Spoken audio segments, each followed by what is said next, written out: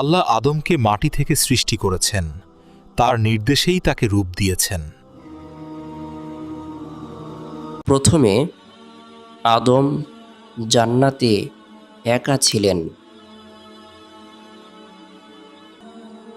তাই আল্লাহ তাকে নিয়ে হাওয়া তৈরি করলেন। আল্লাহ ফেরেশতাদেরকে আদমকে সিজদা করার আদেশ দিলেন। তারা সবাই ইবলিস ছাড়া মান্য করেছিল, যে অহংকারে প্রত্যাখ্যান করেছিল। ইবলিস বলল, আমি তার থেকে শ্রেষ্ঠ। তুমি আমাকে আগুন থেকে তৈরি করেছ, আর তাকে মাটি থেকে। ইবলিস শপথ করে বলেছিল, আমি তার সন্তানদের বিপথে পরিচালিত করব এবং তাদের শান্তিতে থাকতে দেব না।